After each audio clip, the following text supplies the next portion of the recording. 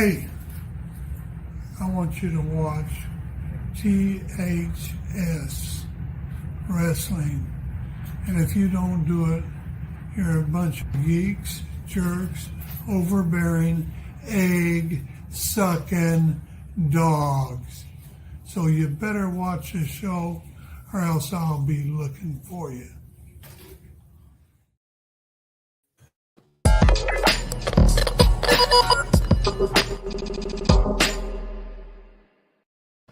What's going on, everybody? Happy Terry Tuesday. The Funker starting us off. Hope everybody had a great weekend. Hope everybody had a great Super Bowl weekend. Yeah. Also coming to you live from the home of the new Super Bowl champs, the Los Angeles Rams. My goodness. Yeah, I can't wait till certain people get into the chat today. Ooh, the spicy take. If only Burroughs had seen somebody open up top and had a little bit more time. But you know, when you got that O-line coming, or that defensive line coming at you, and just the man I wanted to see. Hey everyone, the Rams still suck. Their ring says otherwise. What did Aaron Donald say? Ring me, baby. Ring me. Good for I feel him. so Good bad for those Joe guys. Burrow, man. I think for 2 weeks we're like, hey, he's dressing okay, and then we all just turned on him like, you ain't one of us. And that was a wrap. What's up, Dylan Matthews? Hey, What's going on, everybody? Everybody having a good time. I have my coffee with me because I was awoken out of a deep sleep this morning. Actually, first of all, my name is John, and I'm joined by Neeson. Neeson, how's it going? Man, look, like you said, LA won this Sunday. We had the LA Rams win the Super Bowl. It would have been terrible to have LA legends minus Mary J. Blige and 50 Cent hanging upside down and Eminem taking the knee. We would have had legends and then lost the Super Bowl at the end. But no. Good old Matty Stanfy threw a no-look pass. I'm talking, he threw one of those Chris Pauls, threw one of those John Stocktons, threw one of those Magic Johnsons, if you will, right down the center. He faked out the linebacker right down the center to good old Cup. And man, oh man, did we win an amazing Super Bowl. So I'm feeling great. LA is winning. I'm on top. I'm here at the Neff Lounge, having a good old drink because it's been a day. And what a day for professional wrestling. wait, how long you were a Rams fan, Neeson? I'm just curious. Definitely not a Rams fan, but I am an LA fan. The Clippers too? I am an LA fan. I am a Raiders fan at heart of hearts. Let's be very clear. So you're a fan of the Clippers, the Galaxy, the Angels too, or no? First of all, the Clippers are not, because the Clippers are not an LA team. Where they play? Where they play in the same building as the Lakers? Look here, Brooklyn Mets. Okay, this is. Whoa, you might be outnumbered on gun, my friend. This I love not LA, but not them. What is it? Yeah, because everyone knows the Clippers are not an LA team. The Clippers came from San Diego, which the Lakers came from. The Lakers came from Indianapolis, but they came years ago. 20-year detour in St. Louis. The Clippers were the fake LA team from the jump. They came from Sacramento or San Diego, where the Buffalo Clippers are, whatever the hell it was. And then they never won anything, but they always had this big braggadocious type of energy, which that's not real LA. You know what that is? That's transplant LA energy. That's that, we have to act like we're something, but we're really nothing. But everybody knows when you're from LA, you don't have to act like you're anything. You just be. And that's who you are, the city of champions. These rules are so messed up. I'm a LA fan, except for these people. But, the Rams are in St. Louis in 20 years. I can tell you one thing. No one had an old Rams jersey on Sunday. It was all new, clean press. All these new bandwagon fans. No, that's a lie. Come on. That's a lie. I'm not a Rams fan per se, but I grew up when we called them the Mickey Mouse Rams were actually pretty good.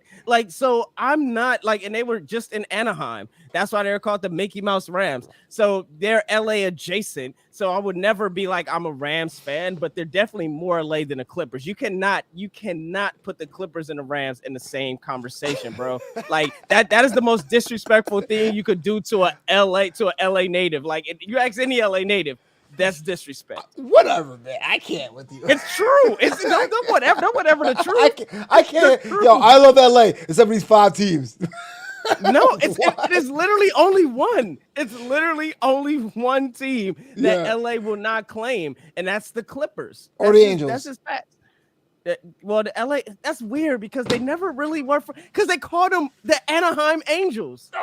They never Los called Angeles the Anaheim Angels of Anaheim. They never called the Raiders. They never called the LA Rams the Anaheim Rams. They always called them the LA Raiders when they were out here. So that the Angels are just weird. Like that's just a weird team. Like nobody cares about them. Like if they won, everybody be like, "Hey," but it'll be like, okay, cool. Like it's not a thing like the Clippers. You know what I'm saying? Like it's not a thing like, hey man, don't call us that. Like, don't do that. So yeah. Sorry guys. Sorry all my non-LA people. My God. Man. Well, speaking of non-LA fans, my partner in crime over in the New York Mets, Flobo joins us as well. Flobo, how's it going, man? Man, I'm good, man. It broke my heart today when I realized that pitchers and catchers are supposed to report today. But you know what I mean? I'm okay. I'm maintaining. I'm doing my thing. Keep my head down. Keep working. All that jazz. It's a shame. Mm-hmm. What do we have to watch now? I saw you were looking for. Were you looking for Japanese teams? Yeah, everyone basically says if you want, it's kind of ironic because they're champions now. But if you're a Mets fan and you want a team that tries really hard, but it's a second team in its own city, you got to root for the Swallows. And I was like, okay, cool name, all right. And they're champions. That's weird. They're champions this year, but usually they're kind of like the futile team in Tokyo because the Giants are like the Yankees of Japanese baseball. Right. All right. So as I mentioned, I have my coffee here because I was awoken very early for me. I pointed the right way. By this guy right here. He sent me a voicemail, and I was like, "What?" And then I started I started getting messages from other people. I was like, "What is happening?" So I go on, the old Twitter machine on wrestling Twitter, and it looks like Cody and Brandi Rhodes are done with All Elite Wrestling, and as the day progressed, I mean, this didn't happen, but the title behind him is something that he could very well be holding in the future, because it seems that this man is WWE bound. He's gonna join a New Day. It's not. Oh Lord. It's not a rumor. It sounds like it's a matter of fact at this point. I assumed my shocking news. This is very shocking for a number of reasons. I mean, the last time we saw Cody on WWE TV, I believe, as my friend Danny Bell reminded me, they gave him a Home Depot card as his bonus on air. I believe that's what they did. And then 2 weeks later, he was gone. So it's very weird to see him, or to at least, nothing's confirmed. Some people are like, I won't believe it till he's on TV, defeating Roman Reigns for the Universal Championship. What? He could have beat Sammy Guevara in a ladder match. Are you kidding me? Are you kidding me? So, I mean, I don't know how to feel about this. I mean, I guess good for him for literally kind of doing what Drew McIntyre did. Stay with me. He left the company. He rebuilt his image, and now he's going back to the company. Granted, he was on TV every week, so this is a lot different. But this is wild, man. They're apparently super high on him. And yeah, he's going to be the new member of the Bloodline. And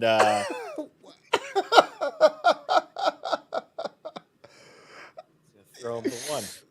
And it'll be great. So what do you guys think about this?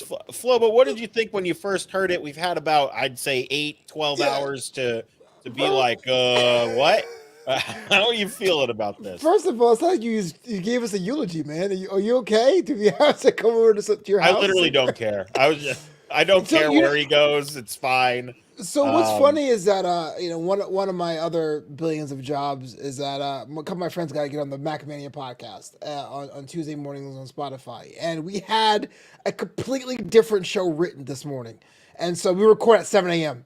Pacific, and we were going to talk about the most basic stuff, and that broke right before we recorded, and it was like, there's no way we're trying to figure things out. You know what I mean? Like Cody Rhodes. Basically, if wasn't the face of the company, because I think eventually I became Britt Baker, right? But he definitely was the voice of what the dissent was. It was like, yo, we're not going to be WWE, we're going to be this. So even if it is good, if he's going back to the E, it is going to make a very interesting proposition what AEW becomes in the future, what their next step is, what their next chapter is. And Cody Rhodes, a lot of people saying you're selling out, but I can't blame him, man. Like, he bet on himself. And what better way to bet on yourself is go back to that ex-girlfriend and be like, look, you missed out on this. I made all this money, and now I'll take the money because now I'm a superstar level. So props to him, if that's the case. Neeson? Who in the hell is saying he is selling out? Whoever is saying that he is selling out clearly has never fought for a raise, clearly has never fought for a higher position. I mean, yes, the man was at probably the second highest position in a company that he built. Let us not forget, the man said he is the forbidden door just about 2 or 3 weeks ago in a promo, and he actually backed it up with facts. Okay, the Cody Rolander is the forbidden door. And now if he shows up on that Monday after Mania, or hey, if he shows up right before Mania, or fuck it, if he shows up on Mania Night 2 and dethrones the tribal chief, the head of the table, Roman Reigns, and sticks his claim as the wrestling family in the Fed, my God, the chaos that will ensue, and I would just sit there with the evilest grin, because this is the chaos that I love. I will go right to the internet. I may just stream wrestling Twitter on my Roku TV and just watch the feed live, because it will surely blow up. And I feel like this is the perfect time. Now, we all didn't think that Cody Rhodes was going to be the first one to defect. Like, nobody thought that. Nobody had that in the 2022 wrestling bingo square, that Cody Rhodes was going to be the first one to go back to WWE. But if one thing has shown us in the last, I say 3 years since AEW has emerged, it's that chaos will ensue, and expect the unexpected. And I think that's what we're getting. I think Cody Rhodes, and somebody, I know what somebody said this in the chat. Ken said Rose, Lander, Brandi versus Miz and Maurice for Mania. Look, as great as I think that will position Cody off the first thing back. No, man. I really think him going, sorry guys. He's gone. No, I'm back. I'm back, baby. I'm back. I'm back, baby. Oh, damn. Oh, yeah. This is what happens when you do a live show from a studio that you're rarely used for a live show. This is what happens, guys. No, but I honestly think that Cody Rhodes is he's not gonna be Stardust. They know the value now that they have in him, and Vince is gonna use him actually leaving AEW, coming back. And not saying he's coming back or not, because that's not out. Like, it's just had talks camp, which I think is weird. The correct term is Cody's camp has talked to WWE. Who the hell is Cody's camp? Like, does he have like a legion of people? It's just Cody. Like, yes. TK has talked to Vince about Cody. Hey, if we give you Cody, would you give us one of those Braun Breakers over there? Would you give us one of those?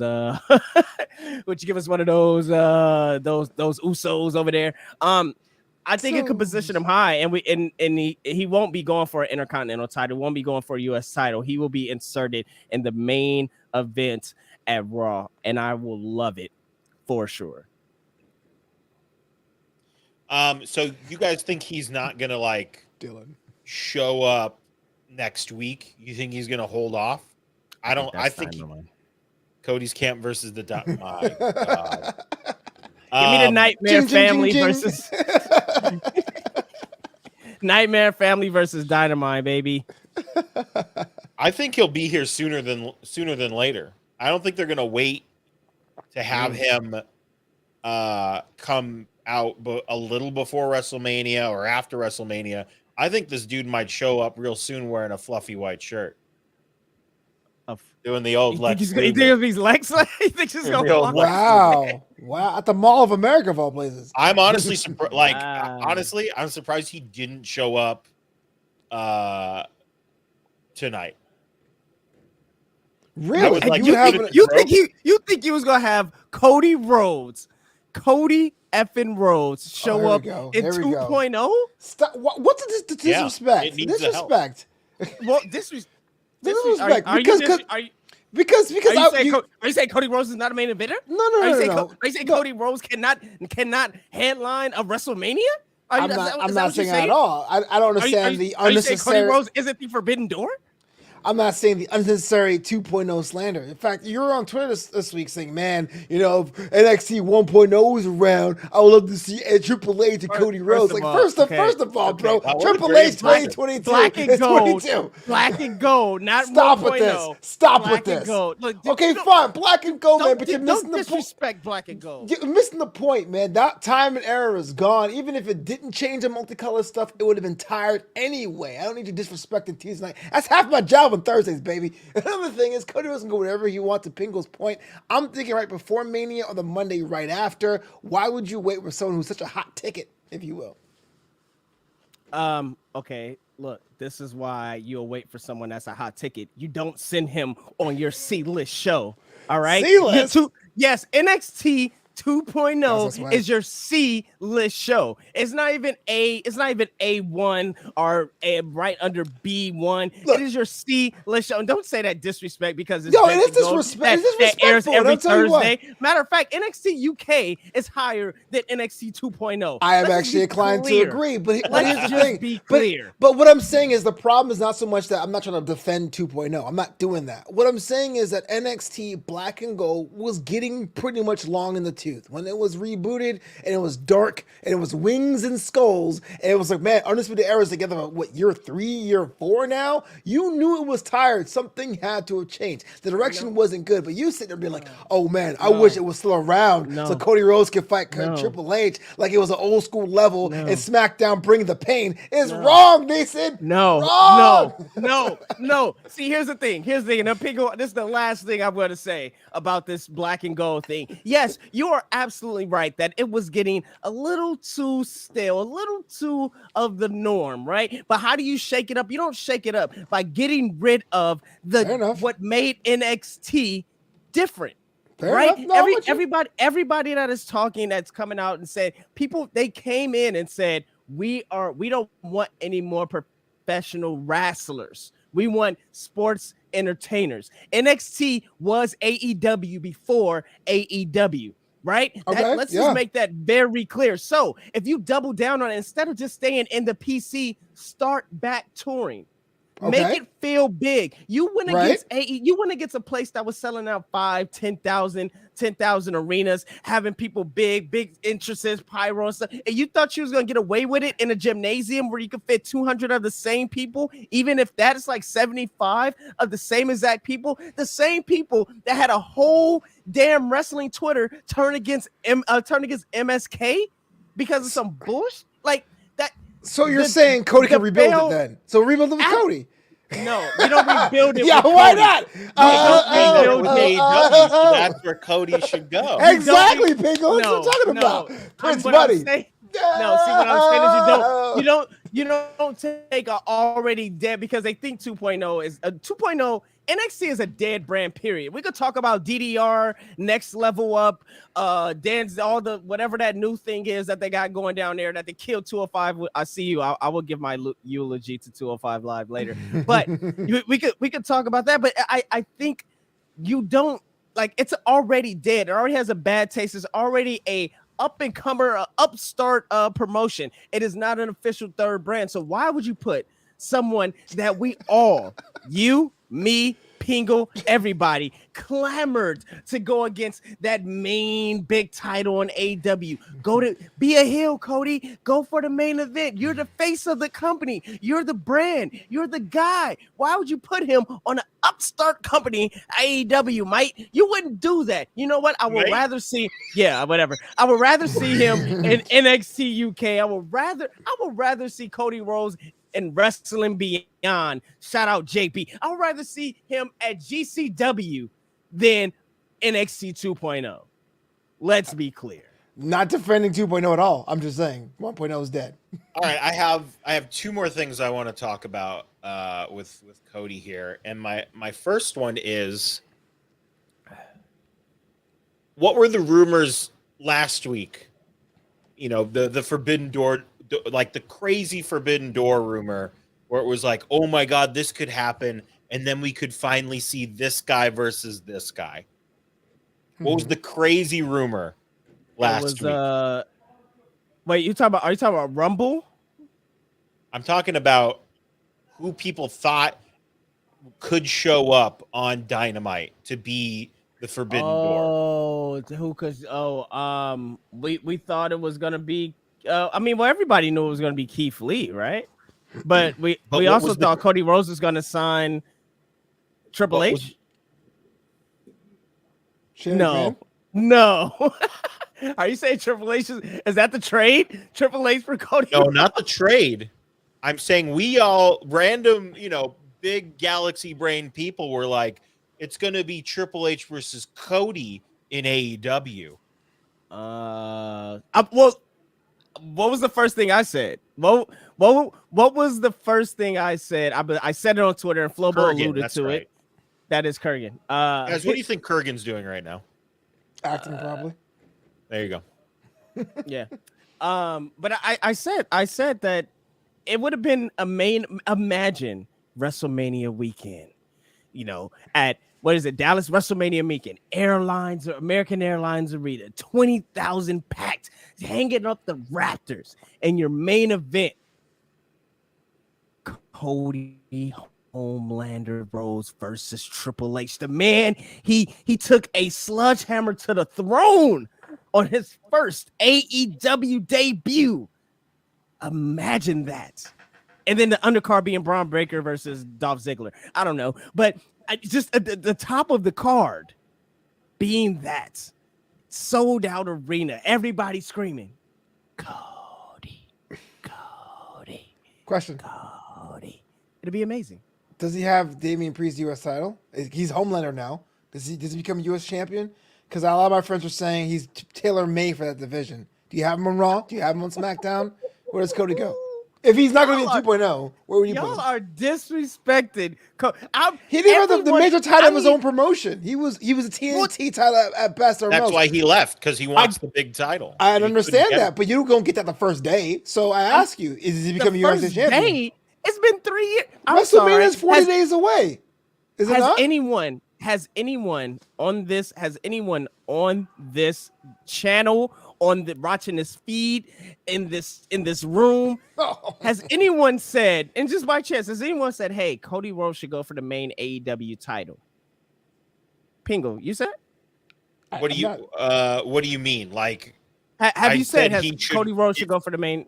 Well, I said if in storyline, yes, since his contract was up and he re-signs a new contract, which is apparently true, then he could be like, well, I have a new contract. Now I can challenge for the AEW champion. I'm talking even before then, when we were like, hey, he should be a heel and just be like, look, I'm a heel. I'm going for the title. We've said that before. Exactly. You said that. Hey, Flobo, have you ever said that in the last 3 years? Have you said Cody Rhodes should go for the main title? Me? I haven't. You have not. I have not. Because you know what? He put himself in a corner. He literally put himself in a corner. I know wrestling doesn't believe in that stuff, but he has tried really hard to make the hour one main event the main event, the Cody Rhodes show within a show. So I totally took that at face value and said, he's the guy. He's going to be at 9 p.m. Eastern doing this to the crowd, doing 20-minute long promos. That's what he's going to do. Man, can you imagine the pyros? They're going to be even bigger somehow. He's gonna have a WrestleMania. I mean, he's gonna have an Undertaker entrance. Magician's Apprentice style, where he's pointing and things are flying up, and it's gonna be amazing. Oh my god! Yep. That's right, Flobo. Literally commenting. A smart dude. A smart dude right there. Yeah. Wow. What a knowledgeable person. But anyways. All right, I guess, okay, before we move on, I mean, in the long run, do you think this hurts AEW or do you think it helps them? Oh, it helps. It helps absolutely. I mean, honestly, we really should have seen this coming in. I was looking for the tweet. Tony Khan said last week, and I retweeted it. I was like, oh, Big Money Tony is understanding that he can't sign everybody because he tweeted it. He said, I can't re-sign or retain. I think that's the proper word. He said, I can't retain everybody. And I think as we see this, look, Keith Lee, we still have a flux of a whole new batch of Swerve. You got Ember Moon, you got Tegan Knox, you got a whole flood of new free agents coming. Somebody's gonna have to go. And it was just, we never thought it was just gonna be a EVP. I mean, the man had a reality show for crying out loud on TNT. So we just never thought it'd be him, but I'm not surprised. I'm just more so like, who's next? Oh my God, Goldberg. Okay, relax. Goldberg's coming. So what do you think, Flobo? You think it hurts or helps? In the long term, it definitely helps AEW, and that is they're a company that is still looking for their tone, right? You're telling me that it was defined by not being WWF, and I always compare it to XFL 1.0, the first one, because when that was launched, it was NFL's a no fun league. We're doing it differently. Okay. Well, now you have to decide what that's going to be later on. Cody Rhodes was a face of that one era. You have 3 years in. You have all the contracts with television stars. You made Jade Cargill out of assembling nothing. You have the crossover stuff with the TNT staff. What does AEW want to be next? Does it want to be an entertainment brand on par with Stanford? Does it want to stick with the sports thing and make that happen? Because they are missing 2 things in their business plan, and that's generating new fans under the age of 16 and retaining your female audience, AEW heels aside. So other things they have to address. True or not, Neeson? Sorry, Brandy versus Charlotte threw me off. Charlotte promos. Yeah, that's. I think you're. Oh my God, Charlotte will eat her alive.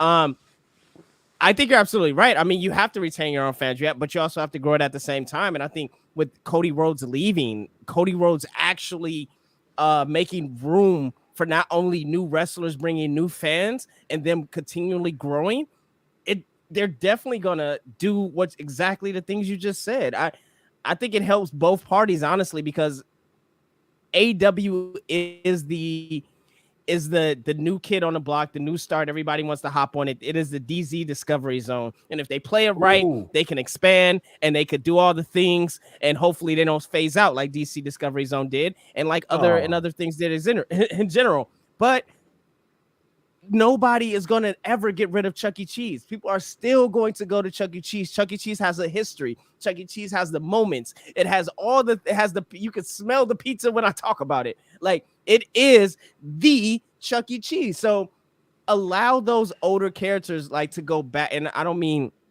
older as an age, I guess I mean season and more moments of people that came from WWE. Allows those people to go back.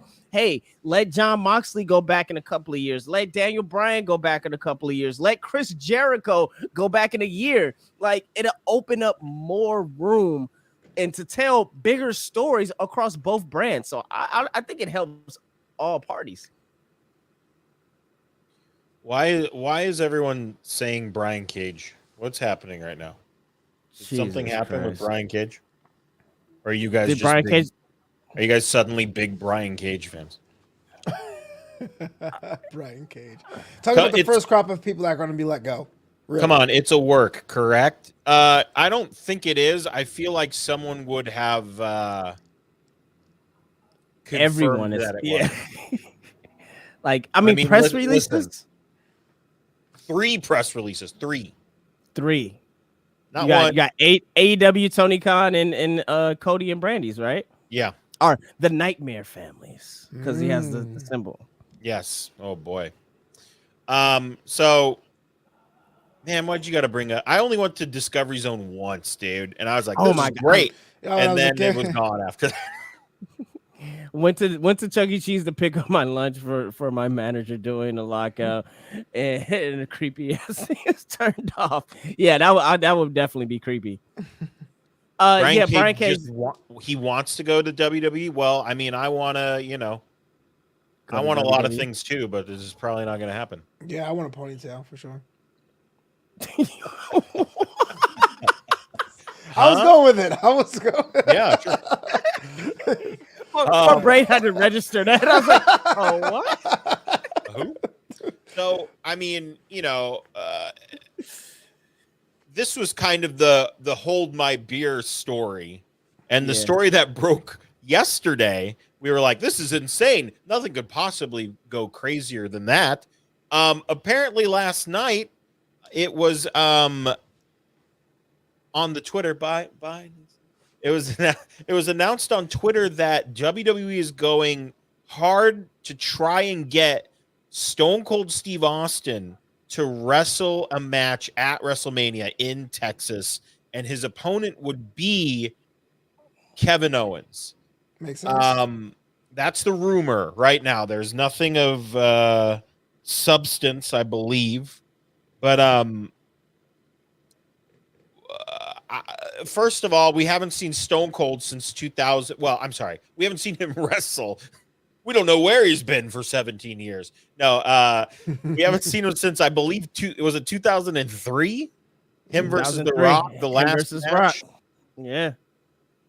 I guess initial thoughts about him coming back to wrestle, Stunner versus Stunner, and is KO the match? What do you guys think?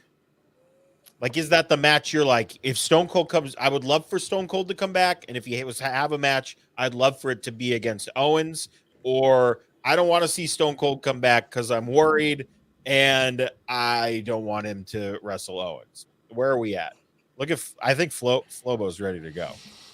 I don't get this at all, man. Last week when Kevin was like, had ideas of being at WrestleMania and basically was told, hey, look, you don't have a road. I was like, that's a pretty cool story, because we all know Kevin Owens has like the KO shirts, the KO Mania shirts. It was all about that. Him changing it and doing his weird, awkward, long promo, being like, I hate Texas, by the way. It's like, okay, that's weird. Howdy. I hate y'all. Oh, I like Stone Cold as much as the next person. And I understand that Attitude Era was that part, but there was something very poetic about Stone Cold going off into the sunset. Even someone before him, someone like Shawn Michaels who stayed away, didn't.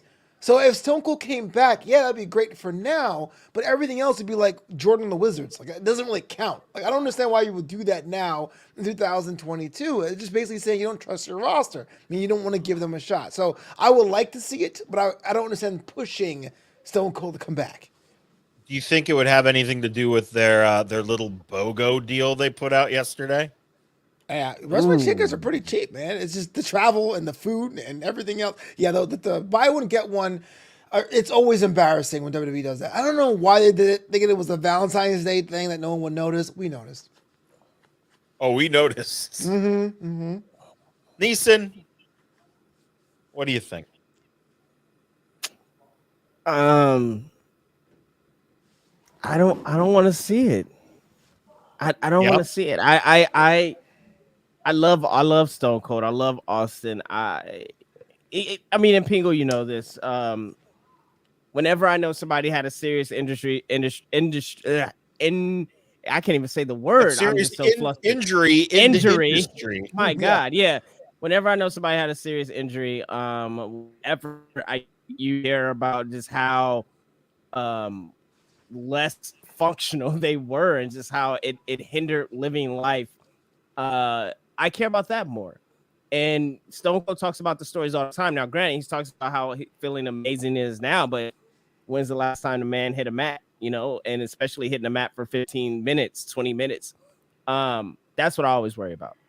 So that's the first thing I don't want to see. The second, I just think the story feels weird. I think it feels very weird that bye Pingo.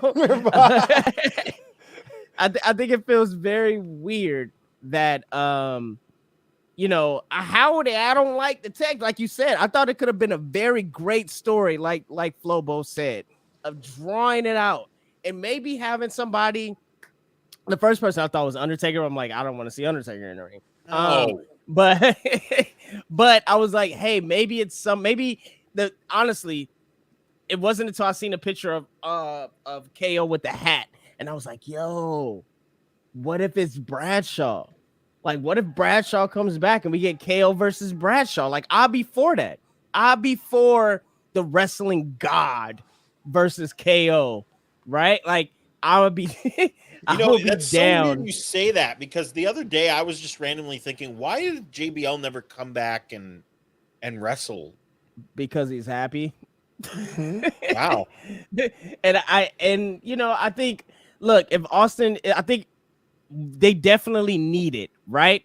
They definitely need at least 4 each night mega matches, and they put themselves into a hole by having 2-night WrestleMania with 85,000 people in attendance. Like, this is what you get. And so now you have to throw big bucks, and I'm sure you know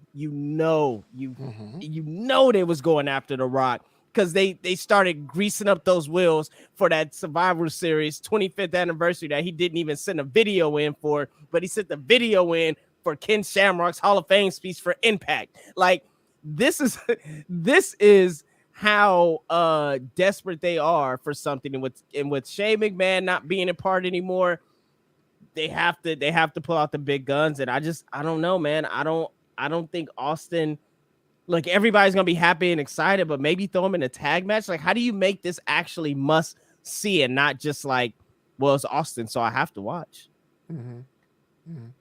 It's actually a symptom of a bigger problem. I mean, look, I think I mentioned this today. The sister show was like, look, man, when I was a kid and they brought back stars from the 70s, I hated it. My dad loved it, right? And I know we can't have Johnny Knoxville or the equivalent being Bad Bunny being matches all the time. I like Bad Bunny, don't get me wrong, but it's Bad like, Bunny, okay, yeah. what is WrestleMania going to be about, right? So as wrestling fans, we want our Seth Rollins and our Cesaros to have matches and everything, but what crosses over appeal? Nostalgia as an act, or these internet celebrities? And that's the kind of the unfortunate nature of the beast. Stone Cold can come out and with his ATV and stun him one time and I'll be happy. I don't want to see this guy with 3 knee braces on 2 legs trying to make a match happen in 2022. It ain't gonna happen. Like, why? Same. Yeah, I agree. I'm not I'm good. I'm good off that. As much as I love Steve Austin, yeah, I'm good off of that. Hell yeah. So let's talk about. We mentioned the Forbidden Door a little earlier, and yeah, there it is. Last time we saw it with the two giant knee braces. My God. I like, the more I think about it, I'm like, please don't let this happen. Man. And you're right. He did go out on a good note. Like, that was a great way to go out. And we didn't even know. Nobody knew. He's just If this was going to happen, it should have happened like 10 years ago. It should have happened with him versus Punk.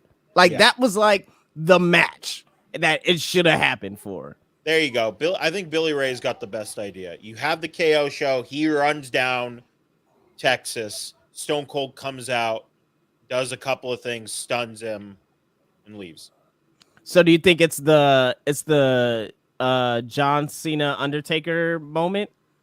Like, John Cena's waiting in the crowd, you know, like, and it just comes out and basically the Undertaker just squashed John Cena. So it's just like KO comes down, he has the show, is like, whoever wants to come in here, blah, blah, blah. Yeah. And maybe it's like a fake out with JBL. And then he's like, "No, it's not me. It's this guy." Stunner, boom, 1, 2, 3, we're done.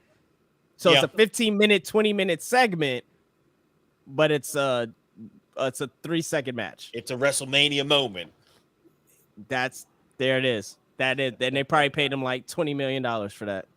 Yeah, why not? Probably not, but I mean, if the rumors are true about what Cody's getting. 5. Jesus Christ. 5. So NXT 2.0 isn't $5 million, Flobo. That's fine with me. You're right. I can't. He's like, I agree. Now see here. No, you're absolutely correct. So let's rewind to Dynamite. And I want to talk about the what? Brock on McAfee's show was amazing.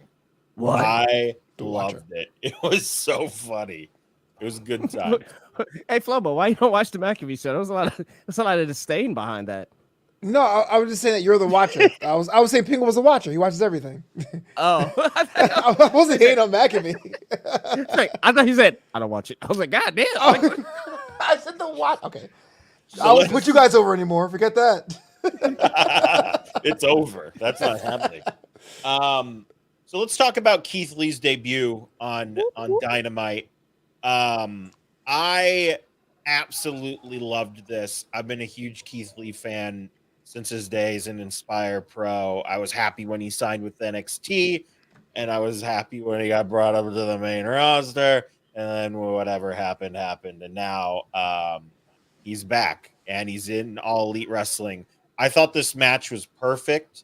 I know some people were like, I think he got too much off. Like it was too long. It should have been a squash match.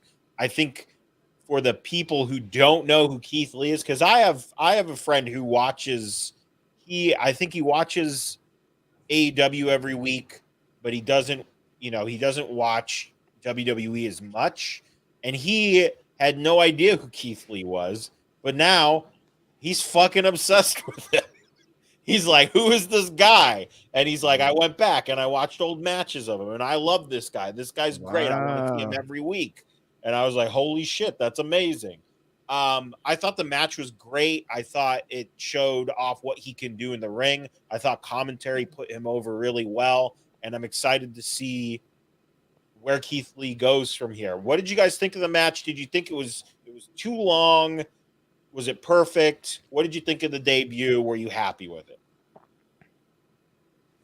I thought it was okay. Yep. Go ahead, go Neeson. You were both like, and I was like, I should say someone's name. I had no idea. I was waiting for a name too. Yeah. I thought, look, Keith Yeet Lee, I thought was incredible because he definitely yeeted Isaiah across that damn ring, and I thought it was a great outing. Keith Lee is a star, and I don't know how people don't see it, but if you take away everything, what makes him a star, being that this man is a giant and could move like Rey Mysterio, and just from the flips and the strengths, and even just on the mic, I feel like he doesn't talk like every other big guy. He talks like a very intelligent. He talks slower pace. Everything about him feels different, but feels mega star. And so the first thing I thought about was, hey, AEW, we said don't mess up Lio Rush. We talked about diversity in AEW. We talked about there is something that's lacking there, and whatever happened with Lio Rush happened. But now you have Keith Lee. There's no question about it that this man should be sniffing at the top of your card in a main event status. Almost immediately. I was very, very soon. And you can't drop the ball. You can't drop the ball because not only that, but Tony Khan said in his tweet that basically WWE dropped the ball. Don't drop the ball. You can't do it. Because this man, and they proved, they showed it on Wednesday, and I just can't wait to see where they go because, look, that top of the card is getting real crowded. And you got, Adam Cole, you got Kenny Omega, you got Punks that's going to be moving up. You got MJF still, and then you got Danielson. You got Johnny. You got John Moxley. You have a lot of top talent. Whenever Miro comes back. Yeah, Miro. And Miro said he's ready. He's just waiting on creative. So, hey, like, seems very familiar. Yeah, right. I'm just saying. AEW and the answer everything. I'm just saying. It's like Netflix. I mean, you're not wrong. So I think, hey, you got a lot. Oh wow, Isaiah Montez for Light Cassidy. Yeesh. That's an insult to Montez Ford, but I continue. That is. We're now going to talk about the Konasak boys. I just look, they can't drop the ball. That's all I'm saying, because Keith Lee is a star and he is all elite. I'm torn on this one. I think a lot of us going into this know Keith Lee, thought he was fine or great or fantastic. Everyone tells you the star. He's absolutely right. The debut came at the weirdest time of the episode. It was kind of like, oh yeah, we got to delete. We're going to move something else. And then against Isaiah Cassidy, it was like, I don't think he should have qualified for the match. He should just like bust the door in or what have you. But the big issue is this. I can't believe that 3 years have elapsed or 4 years have elapsed for AEW or the company that became AEW. And every time they sign someone of color, I go, how are they going to mess this up? How are they going to bear this? What kind of version of AEW Dark Elevation Ascent is this character going to be on? So now, you're right. Here's an opportunity for somebody who's built like a star. Everyone loves him. Qualify for the top of the card. Will Keith Lee stand there? Only time will tell. I mean, that's a great point. I mean, we all remember when Scorpio Sky's shoe fell off and he was like shot, like he was going to be the next big thing. And I mean, he probably should have been. And then nothing happened with that. Mm-hmm. I completely forgot. In the interview, no, not that part.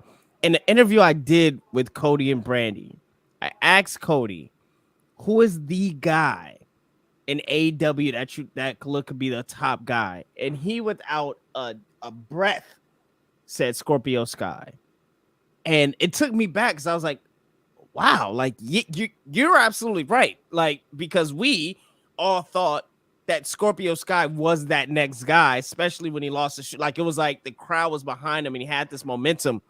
And then he said it in another interview. And then, like, every time I heard him speak, he always mentioned Scorpio Sky.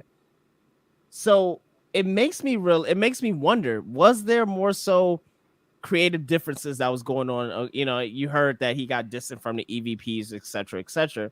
Like, hey man, like, let's push these guys maybe instead of these guys. And you know, people like Scorpio Sky that could be a top tier guy. Like, he could talk, like he could talk circles around whoever, right? Like, he's great in the ring. The presentation is like, what is it? The reach for the sky, the camera cut, zooming, pulling out at the top. Like, what are we missing with Scorpio Sky? Like, how do you drop the ball with him? But then again, how do you drop the ball? You make Leo Rush a mentor that doesn't have a payoff. You have Will Hobbs, but I'm saying you even have Will Hobbs that hasn't sniffed at anything. The worst example is a great example. He was the best blue chipper person to turn him heel for what? And that's another issue too. There were no heroes of color on that show. So if Keith Lee becomes heel next week, I'm like, you know what? It's not for me. I think with the Leo, oh my gosh, Red Velvet. I mean, I feel like that was gonna play out into something.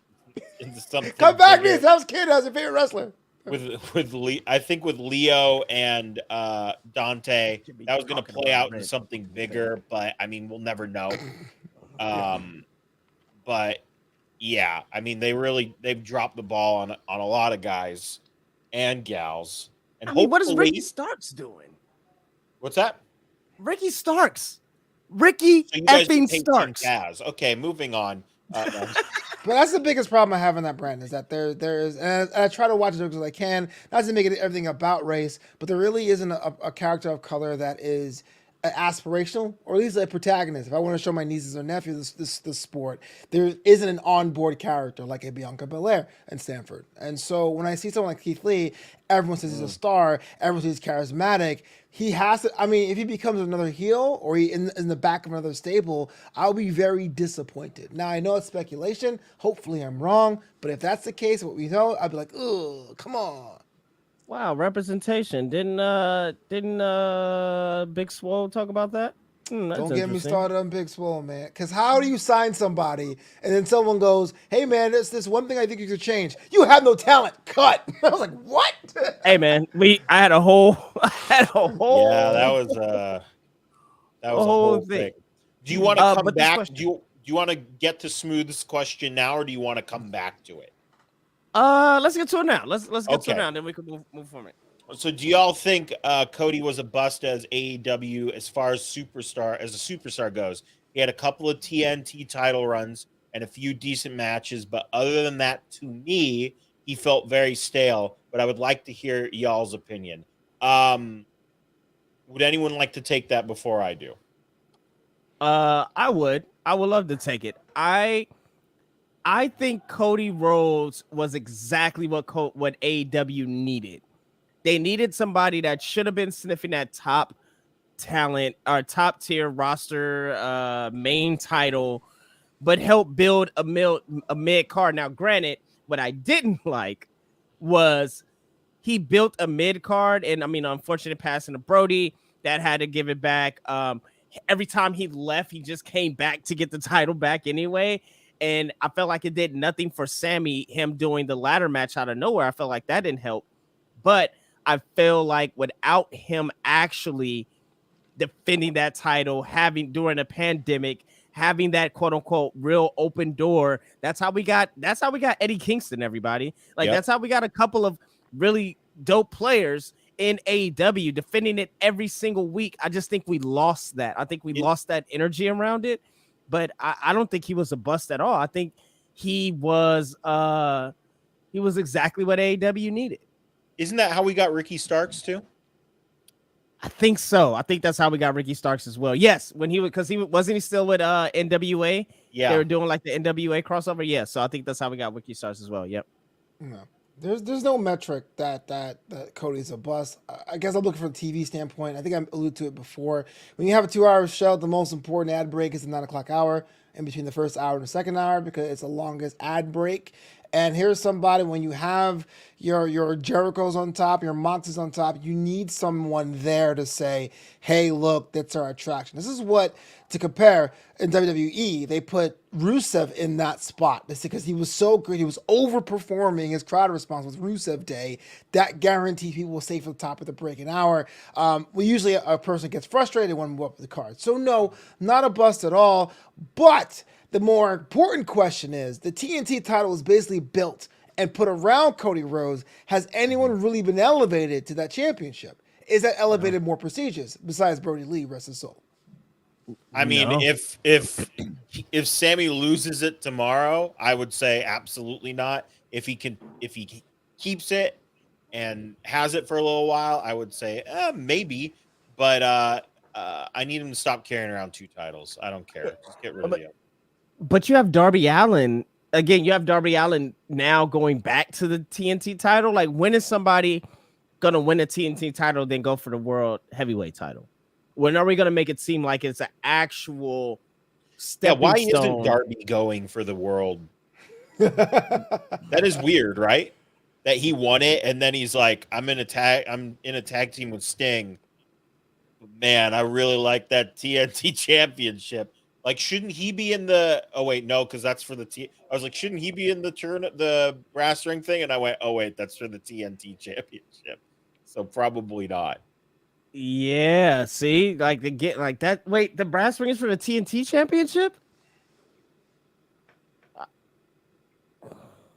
That seems weird too, right? So you're putting Keith Lee, Yes. the guy that we just talked about, having all the tools to headline and main event and hold your company's title as the secondary title, as a TNT championship, and he had to qualify for that. Yes, and he had to qualify for that.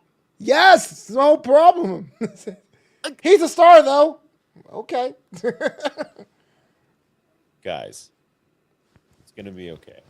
Okay. Sammy versus Keith. It'll be an Inspire Pro rematch. It'll be great. Tony Khan, I don't want to I don't hear wanna him get canceled. ever. No, can't cancel who?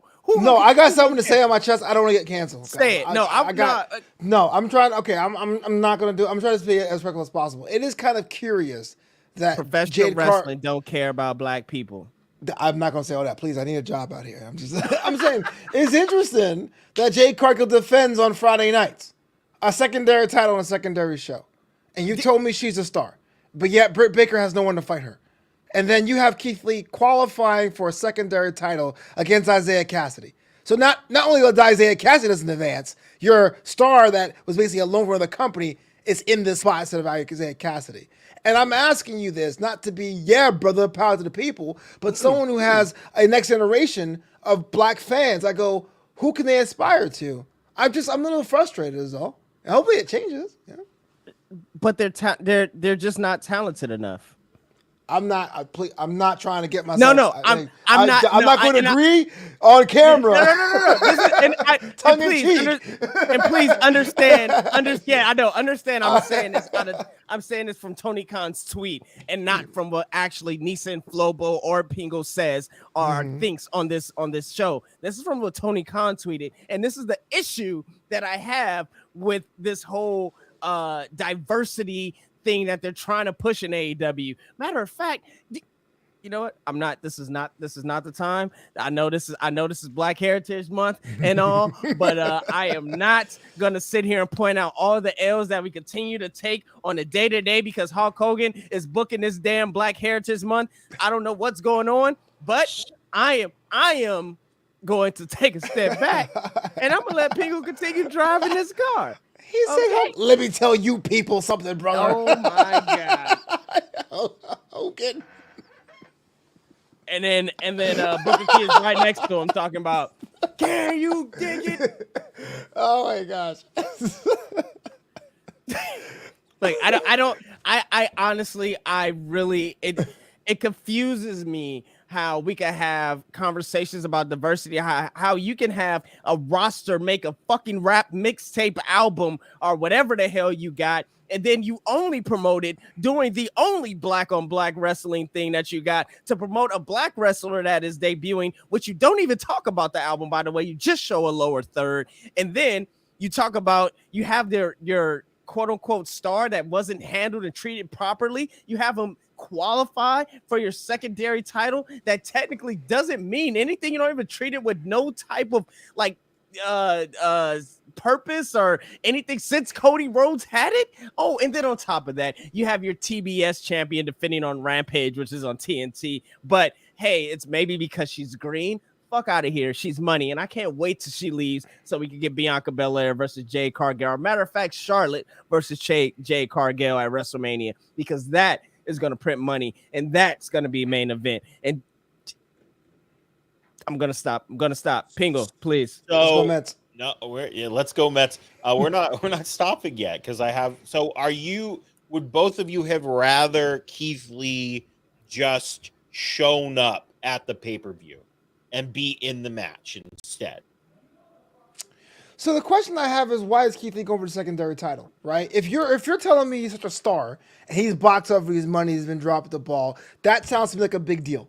And so the big deal coming in, slotting in for your secondary title makes no sense. No one's like, when I go to a company, I swear to God, I'm gonna get that third title. I'm gonna be European champion. But to say that in this context, if there's nowhere to go, yes, you either have him in that final match or the winner of the match is excited, and then Tony Khan says, you know what, you have one more challenge. It's Keith Lee. Make him feel like a star. That's it. You don't have your star. Do you think Cody Rhodes would have qualified to be into a TNT title match? Absolutely not. Do you think Adam Cole would have qualified to be in a team? Adam Cole is going for the AEW championship. He is not qualified. He has not even went for the TNT championship once. He beat Orange Cassidy and then lost to Orange Cassidy in a lights out match, the same as Britt Baker, and now is going for the world championship. Keith Lee is qualifying. I mean, Smooths has a good point. Put it up. I think that would have been better. Adam Cole's like comes out to challenge Hangman. He goes, "No, remember me? I'm the guy that yeeted you into the crowd. This Let's run it back." Come on. I even tweeted. I was like, day 0. When Keith Lee got cut, I said, 89 days, Adam Cole.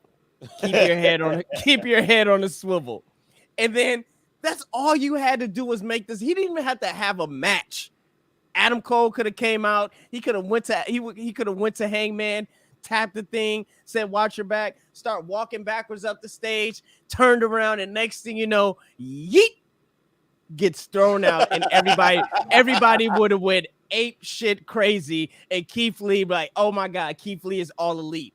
Boom. Now what do? Now you have Adam Cole versus Keith Lee, which is going to be an incredible series of matches, and then you have Hangman Adam Page continue build up his actual reign.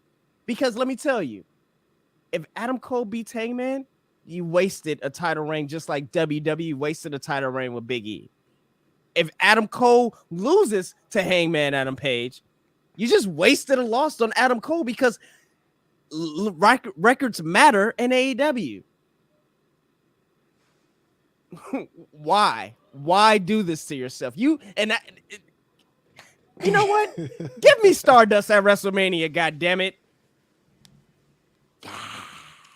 All right, let's move on to the. We mentioned that the timing of Keith Lee's debut seemed weird. I'm available. Because before that, we had a backstage segment where sold out. Not members of Chaos, members of Roppongi Vice were talking. They were doing a backstage interview. The Young Bucks come up, Adam Cole come up, beat them up, and we go, "Who gets Stephen Amell in a divorce?" Oh, I don't know. That's a good one. Who get does USA get heels now? I mean, the Stars is technically a Warner Brother property, right? So, like, does USA get it? True. Might as well. Ooh, I'm excited. So, Adam Cole looks off camera and goes, hold on, guys, stop attacking him. We got somebody else here that can finish the job here." And we see a very familiar jacket and a very familiar man. Go watch my interview with him on YouTube. YouTube.com/that#show TV. The Switchblade King Switch has arrived in AEW, and it looks like he's here to be the god of mischief. Because once again, look at the faces of the Young Bucks; they are not happy. So, what do we make of this? We're gonna get. He attacked. Oh my goodness! He attacked Beretta. He attacked Trent, and then we are going to get this match this coming Friday. So he's wrestling, and Tony Khan said, "My bad about the Forbidden Door stuff. We did, I guess it's not really a Forbidden Door if you're not signed anywhere." So I made some calls, and Jay White's here now. What do we think about this? What do we think in long-term storytelling are we going to get? Because the Young Bucks pointed out, why did you bring this guy in, Adam?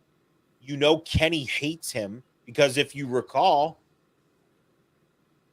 Switchblade beat Kenny Omega for the IWGP United States Championship, which then caused a big old ruckus with, I believe, Omega pushing down one of the Young Bucks, getting into a fight with not only the Young Bucks, but also Cody Rhodes. And that's when Ibushi came out for the save. The Bullet Club is fine, guys. The Bullet Club is fine. Cody's the Bullet. Oh my God, guys. We are the implosion of the Bullet Club is still going. So we got the mention. Once your Bullet Club for life, as it was said. So what do we think this has? What do we think the long term is going to be for Jay White showing up in AEW? Are we going to get a proper Bullet Club in AEW? Are we going to see the Guerrillas of Destiny show up? Are we going to see, because they've had a lot to say over the last couple of years? Are we going to see Chris Bay show up? Are we going to see some of the elite members defect and go back to Bullet Club? And what's Kenny Omega going to do? There's a lot of questions. Finn does need. What is Finn doing? What do you think Finn Balor's doing right now? I'm not going to Saudi Arabia. That's for sure. What do we think, guys, with Jay White showing up? I like the idea. I sometimes I get kind of like frustrated. Not to be like I'm cranky about New Japan, but like it is a lot of continuity to try to inherit that into AEW, and it may ward off some newer fans. But the idea, everyone, these are all parts and plays we all want to see. Whether the Guerrillas of Destiny show up, they should. Will Finn show up? Doubt it. But even if they have like a AEW-ized version with new names like Paragon or whatever, I think it prints money. And why not would you do that? Why not go for it? Especially if it's like a all-out season, during the summer. Why not go ahead? Neeson? I'm tired of the Bullet Club. I am Bullet Club exhausted. I am drained. I think I've had it up to every dread in my every lock in my head. The rich get richer. This story has been going on in every promotion for the last 7 years? 8. Yes, like might be longer than that, honestly. Yeah, and what I mean outside, once it started going outside of New Japan, right? So like it, and I'm over it. I'm over it. But I will say this: the more nuanced story they're telling with Adam Cole and Kenny Omega, and the split between the elite and the super elite, that is the interesting part. Yeah. Adam Cole brought in another friend, and now he brought in the friend that Kenny hates. So now Adam Cole's like, look, I killed you once. Do you want to make me do it again? And then we like, what? You what? Like, oh, this is that thing. This is now we get something, but like Flobo said, if you're not keeping up with being the elite, if you're not keeping up with New Japan, if you're not keeping up with Twitter done and all these things, but also at the same time, I mean, who's watching AEW that's not keeping up with all these things? It's a very good point. I think it's very valid. But wrestling enthusiasts don't keep companies afloat. It's new fans and casual fans. That's called I completely agree, and I think that's why they do. That's why they have the other things going on, right? None of this is their main event stuff, which I think is really great. Like none of this is the thing that's threading through the show.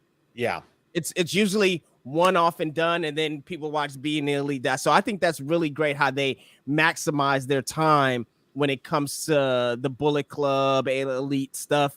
But if we, that's why I don't really care for the Guerrillas of Destiny. Not saying that. Look, I want the Guerrillas of Destiny versus Usos. I wanted Red Dragon versus Usos. God damn it! I'm still mad that in our prime we're not going to see the 3-way that we, the world, me, have all clamored for, which is New Day, Usos versus Young Bucks. I think that prints money on any major scale, and that can headline any major event. But that's just the world, me, So I don't really care for the Guerrillas of Destiny coming back and being in the Bullet Club. I love Chris Bay. I think he's amazing. I think he's incredible. I don't really care for him to come back because what is he gonna do? Get lost in the sauce again? Like I don't care for that per se. But Switchblade, Kenny, Adam Cole, that blend of that, and now Cody Rhodes being taken out of that. Whew, yeah, I think it's a lot. I think it's a lot to be said. I think it's a lot to be done with just those 3 players, and I'm here for it. I mean, I think what? No, he's reading the comment that Dylan said that he's the biggest. Because he knows how much I love them. Oh, you love the Bucks? No, come on. Wait. No. No, I'm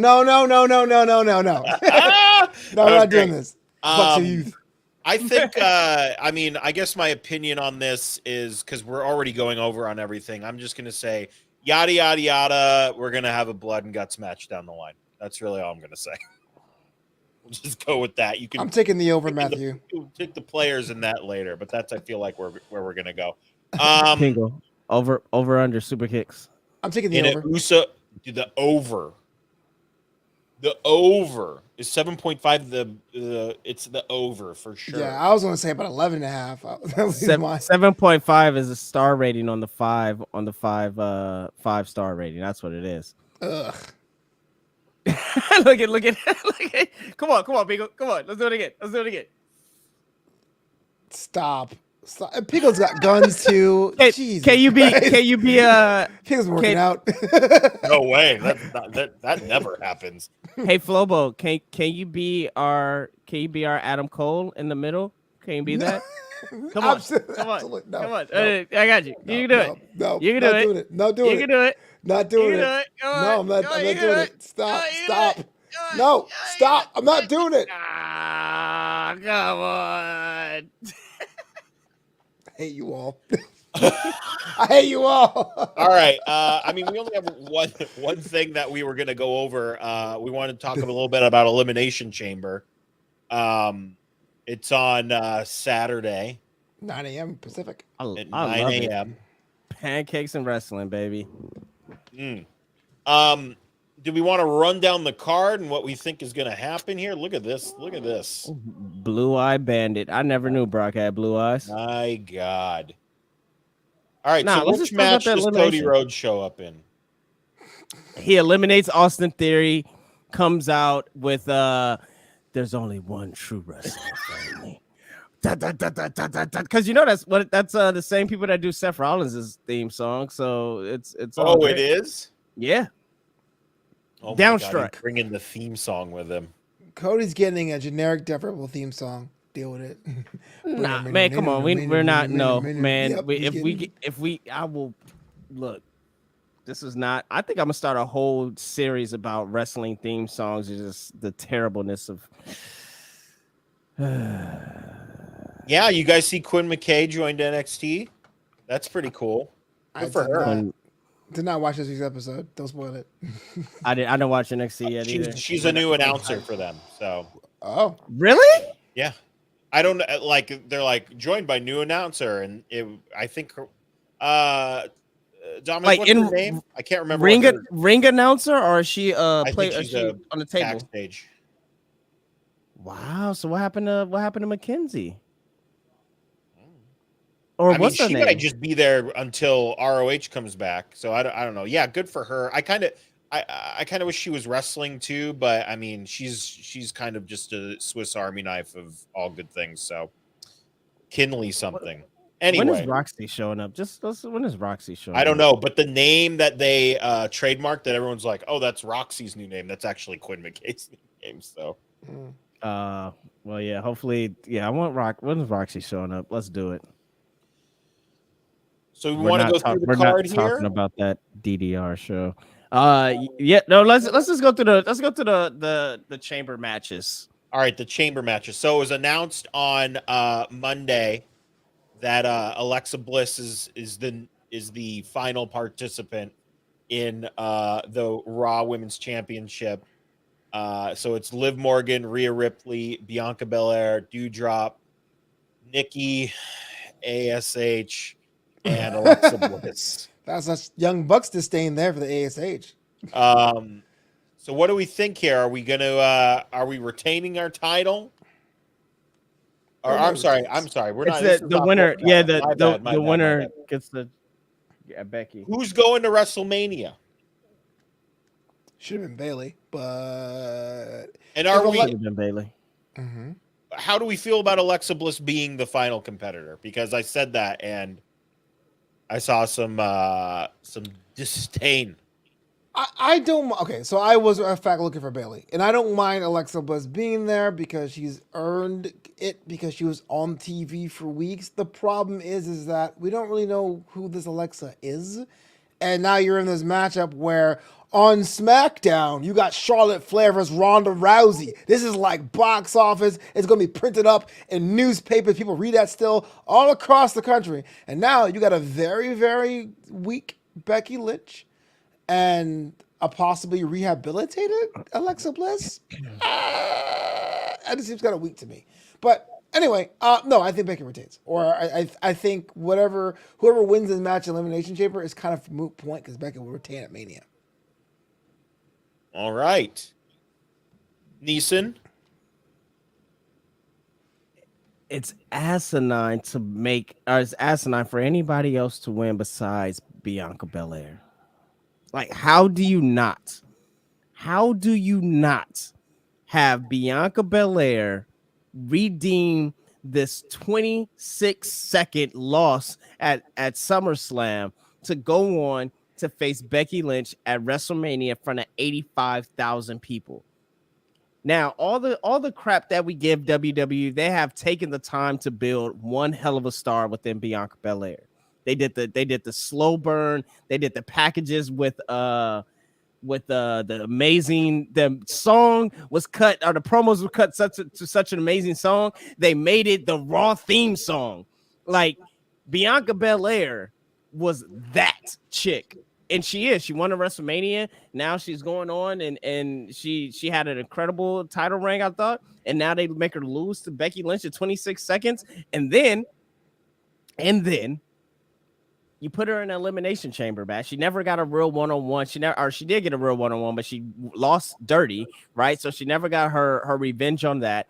And you put her in an Elimination Chamber match against Rhea Ripley, which I think showed that she is a badass and should be taken seriously as such on Monday Night Raw in that gauntlet match, by the way.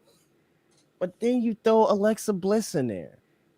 And like all the points that Flobo just said, like, now if Alexa Bliss doesn't come up with the win in the Elimination Chamber match, it's going to look like, who is this? That she's going to go back to being, who is this character? Like, who is she? What does she do? Where does she go? Da-da-da-da-da. So now it just feels like she's going to squeak out that win. She's going to find some way to squeak out that win. And we're going to get Becky versus Alexa Bliss. And that just doesn't print money. That is the third match on a 15-match card. That was forgetting about. That was a match I would want to see at Mania back when we split the brands. Yes, absolutely. Absolutely. Like for the first time when SmackDown had their own pay-per-view and you're like, oh my God, they have 3 women's matches on this pay-per-view and they all have meaning. What a thought. Absolutely. But this Alexa Bliss does not build up yet. Yeah, because I don't know what is you sent me the vid and I went, I don't know what am I watching right now? What is happening? Well, honestly, I just sent you that video just to show you that Alexa Bliss is back and not, the golf. Not a child anymore. Yeah. So we have a lot of faith in the women's elimination chamber match.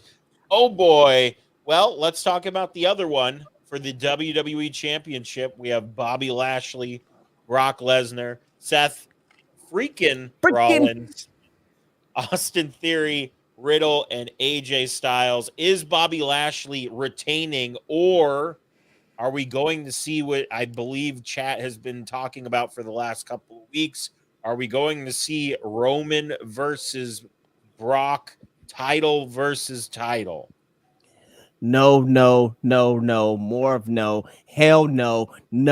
Zip zitto. No chance in hell. Vince McMahon, 1999. However you want to call it. It is not going to happen. Why is it not going to happen? The same points that I said the last time.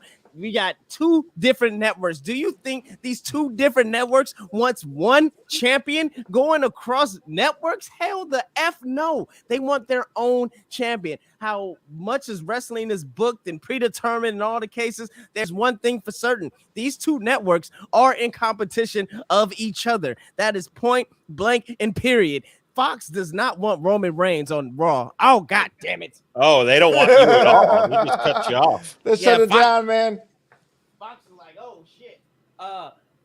Fox does not want Roman Reigns on Raw every single week. That's not going to happen. They don't want that. So, but I do think Bobby Lashley is going to lose to AJ Styles, and I think we're going to get AJ Styles versus Edge at WrestleMania for the WWE title. And I do think we're going to get a triple threat match: Brock Lesnar, Roman Reigns, Bobby Lashley. Now, Bobby Lashley would not be champion without the tribal chief, the head of the table. And Roman Reigns already won the Royal Rumble, and he's already going for that title. I do think Bobby Lashley ends up costing I do think Brock Lesnar ends up costing Bobby Lashley the title. I do think AJ Styles somehow squeaks it out and wins the title, and that's how we get Edge versus AJ Styles.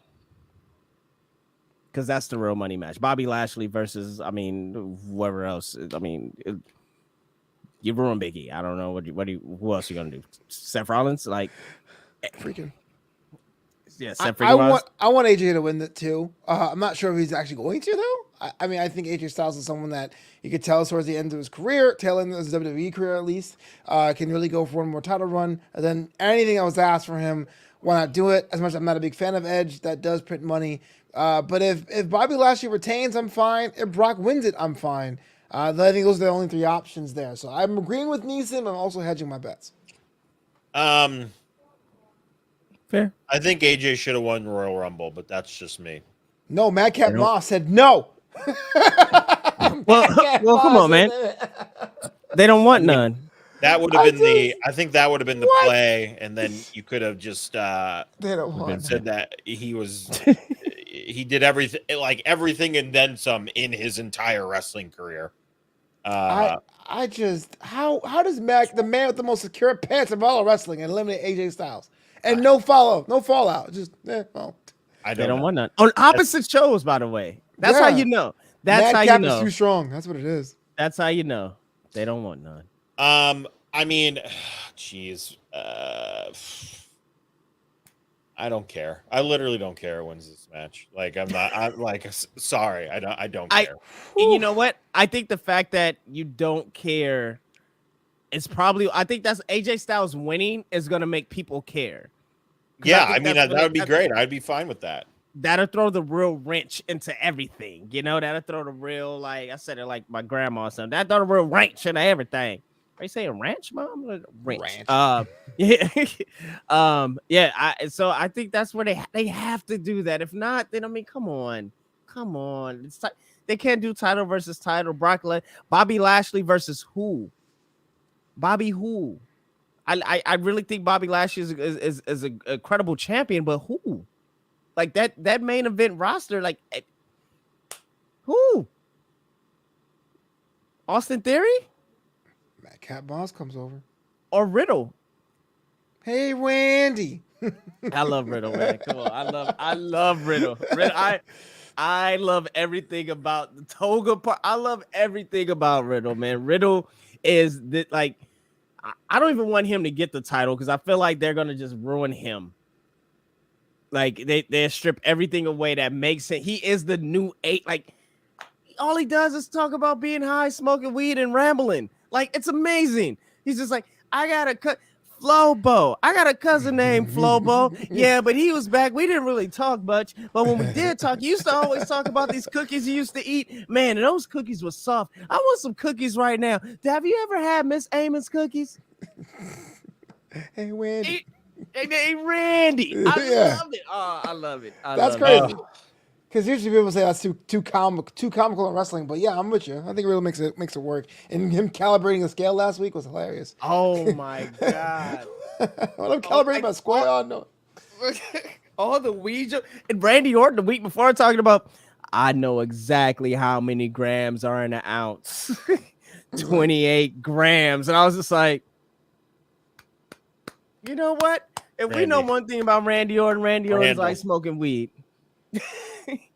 Randall, the man. All right, we gonna do hashtags of the week, or we just you just want to get on out? We're hour. We're an hour and a half. I know. Here. We're in deep, baby. I want to. So I wanted to start this thing, just give people a peek behind the curtain. I wanted to start this thing where we pull tweets from wrestling tweets off just wild tweets or whatever, things that make you say, wow, that's something. That's yeah. Off of wrestling Twitter. So what sparked because I was just scrolling down my wrestling Twitter and this tweet popped up. Yes, from I was very Sonya? Wow. Oh wait, no, that's not from her. No, it's not from Sonya, but Rhea Ripley retweeted it and said, "Got the win with the tuck out."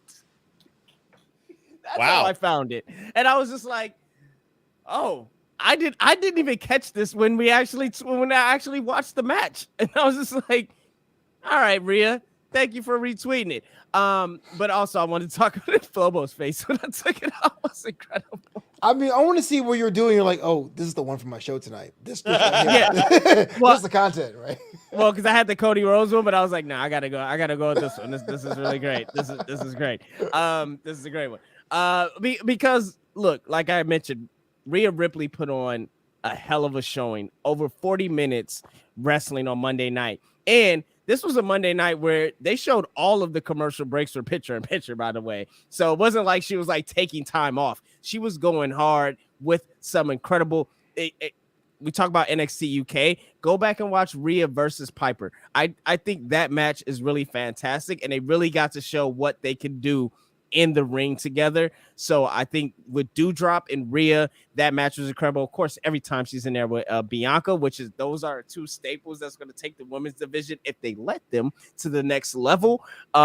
She got in there with Nikki ASH, which she showed that she could be, vulnerable against a smaller opponent. She really showed out, man. And so that's why that tweet was just for me to lead to talk about how great Rhea Ripley is really. But also she retweeted it, so I felt comfortable showing it. Oh God. All right. EL. He did that on purpose, he did. Yeah. EL. Yeah. Yeah. It's EL. Thanks. Hashtag AEW. Oh my God. We got a CD and we got some black people in the back. All right, I'm done. All right. Did you see what he said earlier? No. Oh, I posted what Dylan said about Black History Month at AEW. No. Oh, let's see if I can find it before we get out of here, guys. Here we go. Oh yeah, I did see that. Don't get me in trouble, man. Look, man. All I'm saying is, you think Cody was mad he wasn't asked to be on the CD? That's why he's left. My wife's black. Stop. Doesn't even fit him.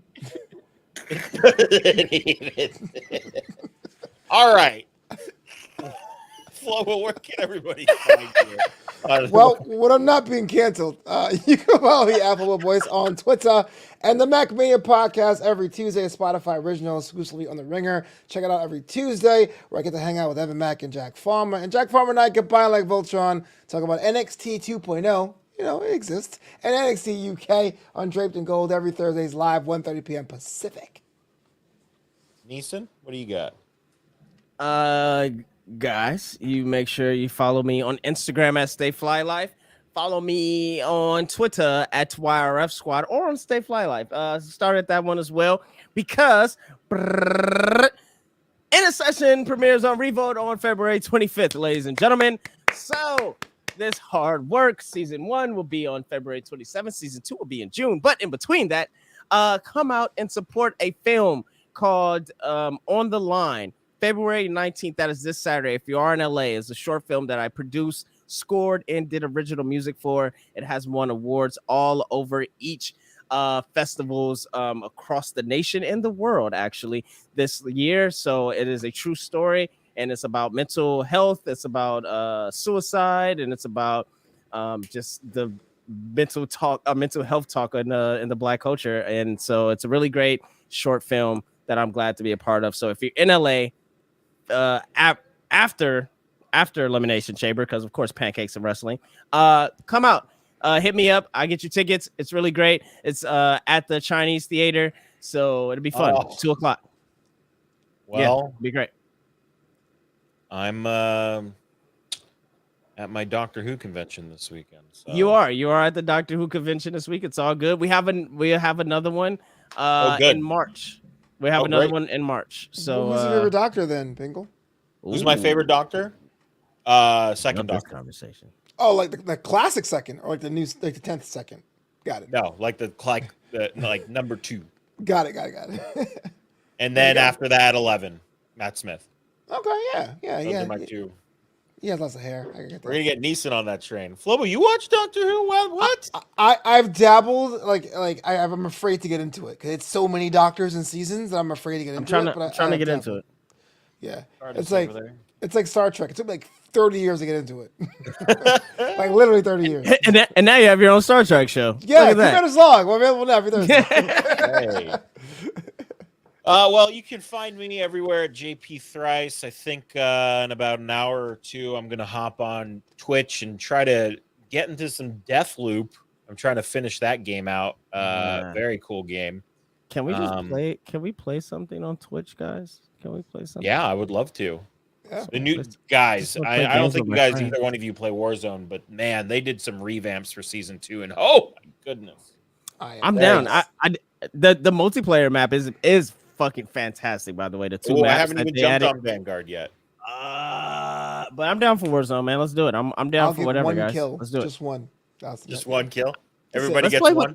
I get one. We could play anything else besides Call of Duty. I know that's the easy one, but I'm down to play. I just pre-ordered 2K22 today. Oh, I told you. We're taking all the money, okay? Hey, if we want to run trio tags, Flobo, we'll have you. I can't have that Jack Farmer guy. Can't have that guy. Wow. Who's that Jack Farmer guy? Okay, hey, Jack Farmer. Jack Farmer. Wow. Hey, go ahead and get your Spotify buddies over there. Go ahead and get your Evan Max and your Brian Waters and tell them to strap up and run the train against Pingle and Flobo and myself, okay? We taking all your gold, all your lunch money, and all your gas money, all right, kid? All right? Tell them come get some. Out here, I got the stick extenders. I'm ready to go. You got the stick. Look at that nonsense. I got the elite. You got the elites. We coming forward. We coming for all the monies and the gold and the honeys, okay? So go ahead, tell your girls to stay home and keep your pockets empty because we're coming for them, both of them. You heard? My God. All right. Well, everybody, thanks for tuning in to this extra long show. You can find us on Facebook.com/THS Wrestling News, YouTube.com/that hashtag show TV, Twitch.tv/that hashtag show, and Instagram.com/THS.wrestling. But most importantly, guys, that hashtag show.com for everything trending in geek pop culture. And we'll see you guys next week. Bye, T. Bye. God damn it. Bye, Nixon. Bye. Nixon. Bye, Season Nixon. 2 of Warzone's out. Play with us. Yes. Yeah. Play